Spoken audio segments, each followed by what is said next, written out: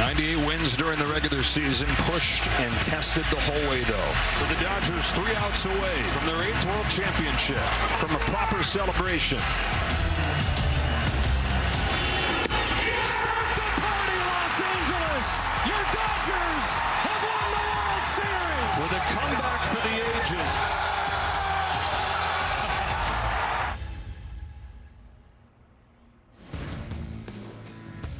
Good times. Good times. All right, so let's look at this. Where else have the Los Angeles Dodgers played home games in the World Series besides Dodger Stadium? Your answer is... I said your answer is... Bam. Your answer is the Coliseum. I'm just going to go ahead and... I thought we were going to roll it out for you, but I have the answer. It is the Coliseum. That's the answer to the question. And you know what, by the way, I would actually be saying that I'm cheating right now because someone knew the answer here. We'll get to who this person sitting next to me is in just a moment here because, of course, the Dodgers are full of so much talent, but some of those talent are in their 3 Japanese players who call Japan home, their home country. You're talking, obviously, Shohei, you got Yamamoto, and Sasaki as well. And I'm joined now by Scott Okamoto. He is the host of the Asians in Baseball podcast. Appreciate you being here with me as well. You have you knew the answer, by the way. I did. I had family that went to those World Series. Yes, and actually I want to start there with you, Scott.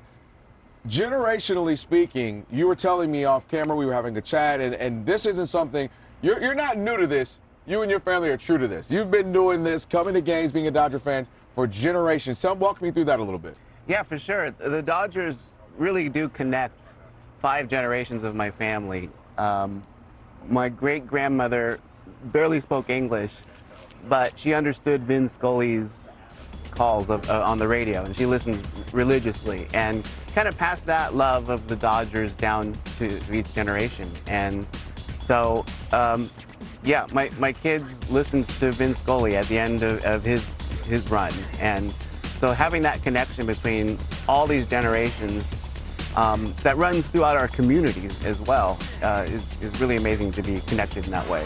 Talk to me a little bit about how a lot of this baseball fandom, what's it like in Japan? We obviously, we live here, we know how it is Dodger, everyone loves them, but baseball's huge in Japan as well. Talk to me about the history of baseball there.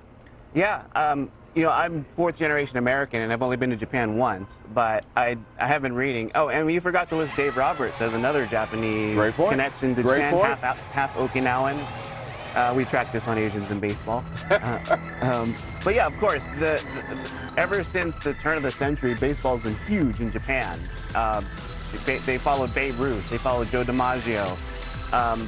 So when Nomo came over in '95, it really it lifted up the Dodgers, especially, to Japan. And I think it's easy to say that the Dodgers are the team of Japan. Yeah. And so when Nomo came in '95, you know, they're watching every pitch. You know, it didn't matter what time it was over there.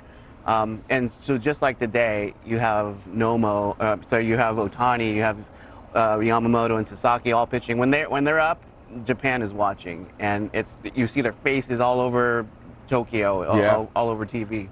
Yep, we talk about Ohtani being maybe even bigger than what Michael Jordan was or is here. You know, I got a chance to go out to spring training last season, and I'm telling you, folks were coming. They said, I've never even been to America. They were saying, you know, coming from Japan, I want to be here. This was spring training. It was Arizona. Amazing. In Arizona. It was amazing to see. Scott, let me ask you, as a baseball fan, obviously, Japanese heritage, and what's it been like to see the representation? You just discussed it, but what's it been like, maybe even for you were telling me, you know, just the journey of it, how to be seen now more than ever and to be engulfed in the baseball community. It's been great.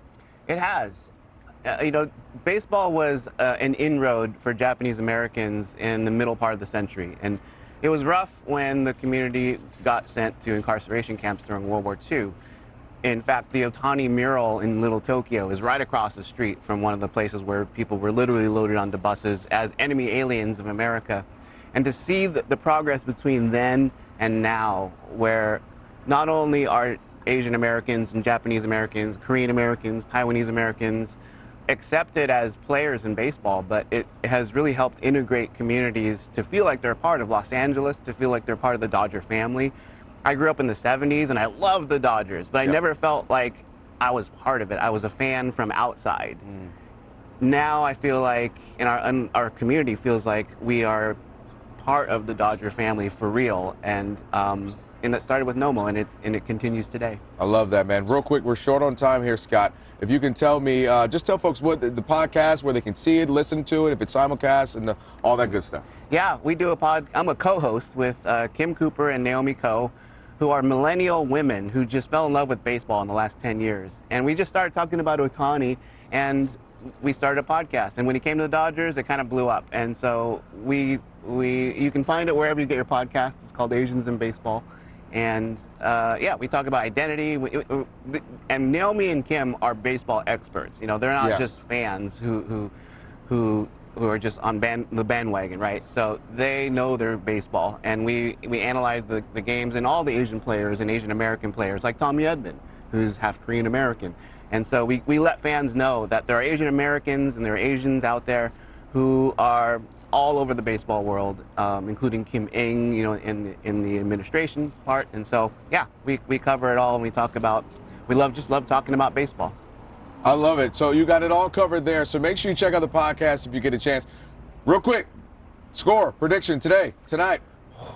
I think Snell comes back. I think Mookie finds his bat. I'm going to say Dodgers 5-3. Okay, I like that. 5-3, we'll roll with you on that. And Mookie, I'm waiting on Mookie to have a breakout night. Hoping that's the case. He was hitting hard yesterday. Appreciate your time, Scott. Wishing you all the best. Thank you for watching our YouTube channel. For more stories in your communities, click the subscribe button right here. You can also download our app or watch us on TV for the latest information, balanced coverage, weather updates every 10 minutes, and more. We'll see you then.